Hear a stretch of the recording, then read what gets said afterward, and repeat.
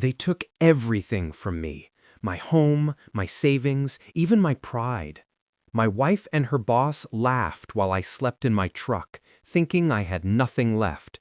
But what they didn't know, I had $47 million waiting, and they were about to regret underestimating me. It all started with a quiet morning in suburban Texas, the kind where everything looks perfect from the outside. My house was neat, the lawn trimmed, and cars passed by as if life was ordinary. But inside, chaos had been brewing for months, and I hadn't seen it coming. My name is Mark, and I thought I had everything figured out.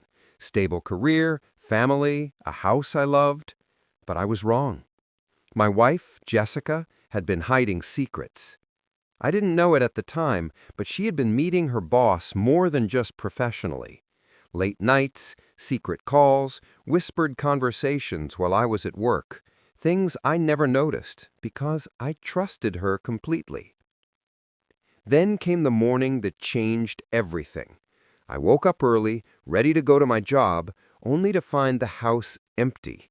No Jessica, no kids, and worst of all, no money. My bank accounts were drained, my credit cards maxed, and bills unpaid. I felt the ground disappear beneath me. I was alone, broke, and betrayed. I tried calling Jessica, but she didn't answer. I tried contacting her boss, but he never returned my calls. It was clear. They had planned this, and I was the last to know. Everything I had worked for, everything I had trusted them with, had been taken in a blink. I left the house carrying only a small bag of essentials and climbed into my old pickup truck. That truck became my home, my only shelter. I parked at the edge of town, windows fogged with condensation, and tried to think, how had I been so blind? How could someone I loved so much betray me so completely? Days passed. I slept in the truck, ate from fast food wrappers, and walked around town looking for work, anything to survive. People saw me in the parking lots, the streets, the cheap motels, and some even laughed at my situation. But none of them knew the truth. None of them knew what was coming. Because while they thought I had nothing, they didn't know about the secret I had been keeping. Years ago, I had invested in a series of small tech startups, quietly and carefully. People told me it was risky, but I had patience, knowledge, and luck on my side. And over time, those investments grew, far beyond anything I had imagined. $47 million. That was the number they didn't know, the number that would eventually turn everything around. But I wasn't ready to act yet. I needed a plan. I needed to watch, to wait, and to understand how far Jessica and her boss would go in their greed. Every laugh they shared at my expense, every insult whispered as I slept in the truck, it all fueled me. And as the nights grew colder and the streets of my town felt lonelier, one thought burned brighter than anything else. They had underestimated me. They had no idea that their betrayal had just begun a chain of events they would never recover from. The first few days living out of my truck were brutal, both physically and mentally. My back ached from sleeping on the vinyl seats, my stomach growled from cheap takeout, and every passing glance from strangers reminded me of how far I had fallen. But amid the shame and cold, a spark of determination grew. They thought I was broken. They thought I was defeated. They were wrong. I started watching Jessica from a distance, not in a way that would alert her, never that, but enough to understand how her life had changed now that I was out of the picture.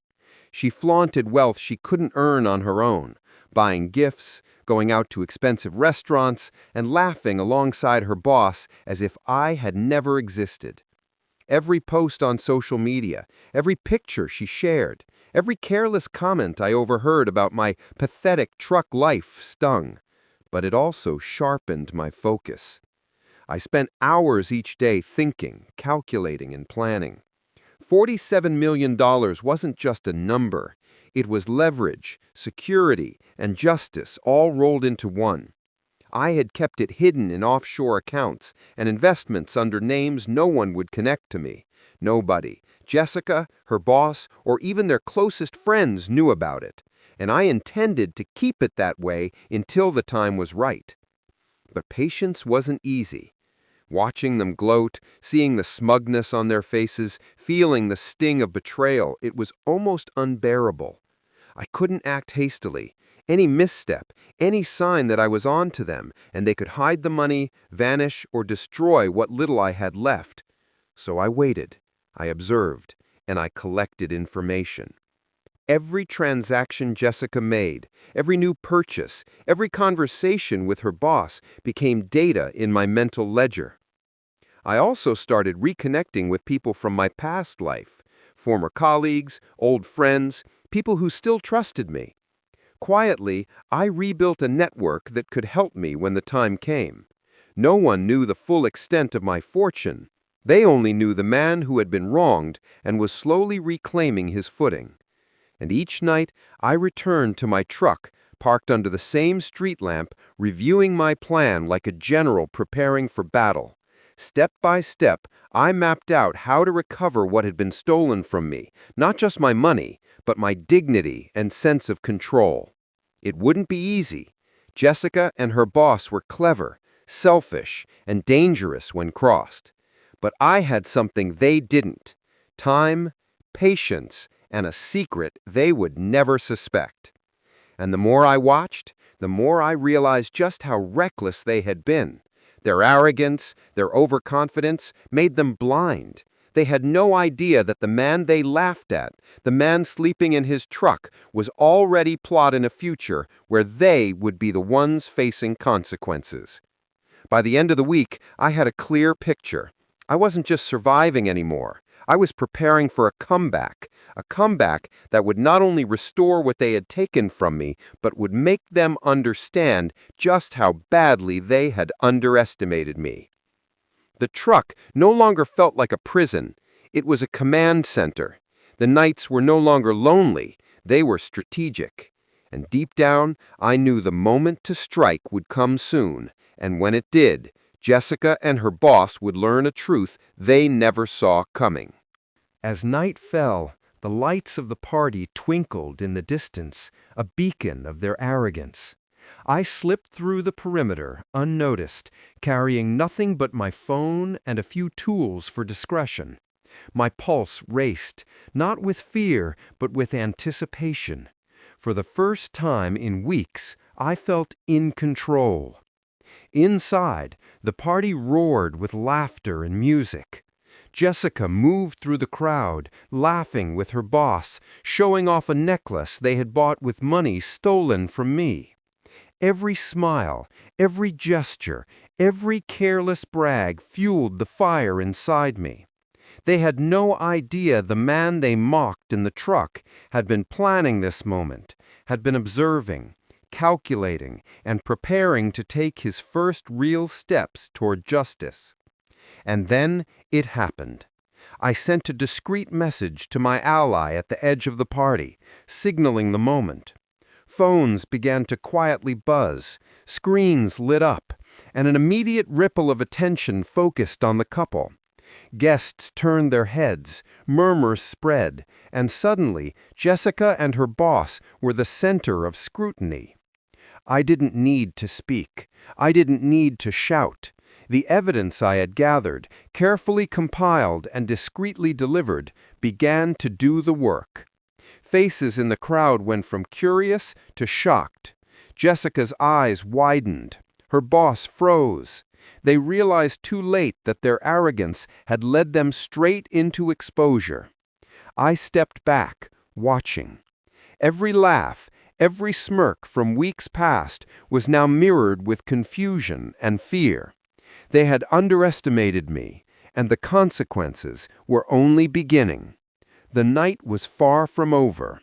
This was only the first move, a taste of the reckoning that awaited. And as I retreated to my truck, hidden but victorious, I knew one thing for certain. The world had underestimated me, but that mistake was about to cost them dearly. The night after the party, I returned to my truck, adrenaline still coursing through my veins. My first move had shaken Jessica and her boss, but I knew better than to think the battle was over. This was just the beginning. They were clever, manipulative, and ruthless, but so was I, now that I had the advantage of planning and patience. Over the next few days, I carefully monitored their reactions. Jessica avoided my friends. Her social media posts became cautious, calculated, and oddly defensive. Her boss, once brimming with confidence, now walked with a subtle tension, glancing over his shoulder as if expecting trouble at any moment. And I smiled quietly in my truck, knowing my presence, though unseen, had already begun to dominate their minds. I also began to subtly reclaim control of the money, not by spending it, far from it, but by moving funds strategically, making it clear that I had access and that I was no longer the vulnerable, broke man they thought I was. Every transfer was deliberate, every account secure, every trace untraceable. It was financial chess, and I was playing several moves ahead. Then came the next stage. Jessica and her boss decided to flaunt their wealth once more, renting a luxury vacation home for a weekend getaway. I knew this would be the perfect opportunity to escalate. Not with violence, not with threats, but with undeniable proof. Evidence of their betrayal and their arrogance, delivered at the right moment. Timing, I had learned, was everything.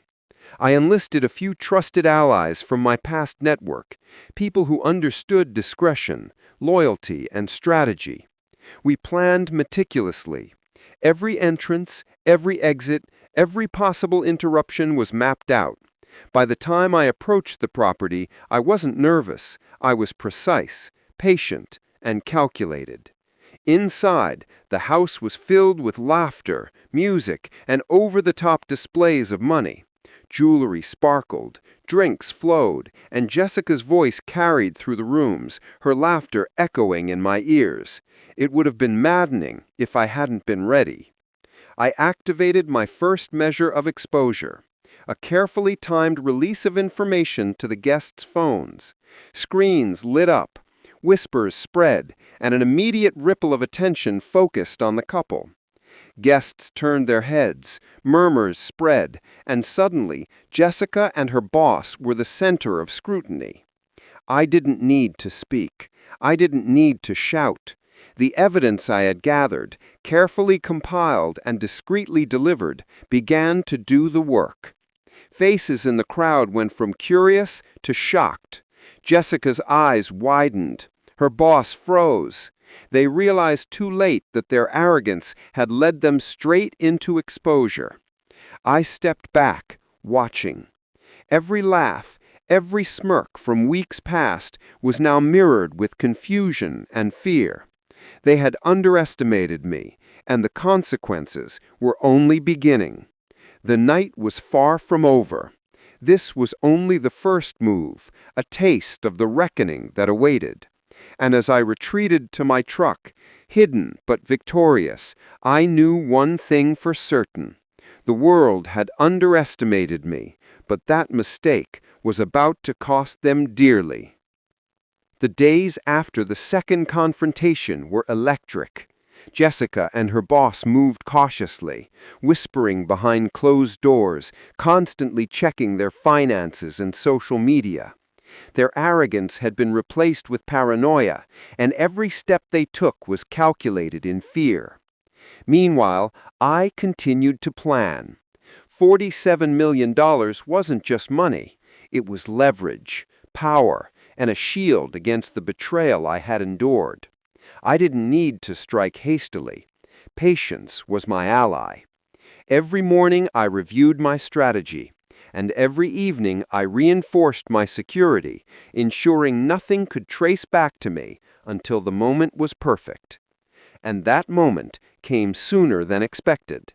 Jessica and her boss decided to host a high-profile charity gala, showcasing their success and flaunting their lifestyle. It was perfect. The more attention they drew, the more eyes I had to witness their downfall. I infiltrated the gala, not physically, but digitally. Every guest received subtle notifications about the financial improprieties of Jessica and her boss. Screens lit up, conversations shifted, and curiosity turned to shock. People who had celebrated with them now questioned their integrity. Every smile they had shared at my expense came back to haunt them in whispers and glances.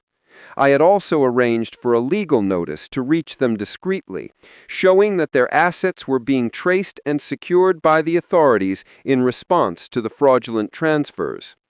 Panic set in, and their confident facade began to crumble. Jessica's laughter, once so careless, was now strained, shaky, and desperate. Her boss, who had relished every humiliation I had endured, now looked small and defeated, realizing they had underestimated the man they scorned. Their empire of deceit was crumbling, piece by piece, and all they could do was watch. And as I retreated once again to my truck, the tension left a lasting mark. I wasn't done, not by a long shot, but I had sent a message. I was no longer the man they thought I could mock. The tables had turned, and the real reckoning was still to come. This was no longer about money alone. It was about respect, justice, and proving that underestimating someone with patience, intelligence, and hidden resources could be the gravest mistake of their lives. The days after the second confrontation were electric. Jessica and her boss moved cautiously, whispering behind closed doors, constantly checking their finances and social media. Their arrogance had been replaced with paranoia, and every step they took was calculated in fear. Meanwhile, I continued to plan. $47 million wasn't just money. It was leverage, power, and a shield against the betrayal I had endured. I didn't need to strike hastily. Patience was my ally. Every morning I reviewed my strategy, and every evening I reinforced my security, ensuring nothing could trace back to me until the moment was perfect. And that moment came sooner than expected. Jessica and her boss decided to host a high-profile charity gala, showcasing their success and flaunting their lifestyle. It was perfect. The more attention they drew, the more eyes I had to witness their downfall. I infiltrated the gala, not physically, but digitally. Every guest received subtle notifications about the financial improprieties of Jessica and her boss. Screens lit up, conversations shifted, and curiosity turned to shock. People who had celebrated with them now questioned their integrity. Every smile they had shared at my expense came back to haunt them in whispers and glances. I had also arranged for a legal notice to reach them discreetly, showing that their assets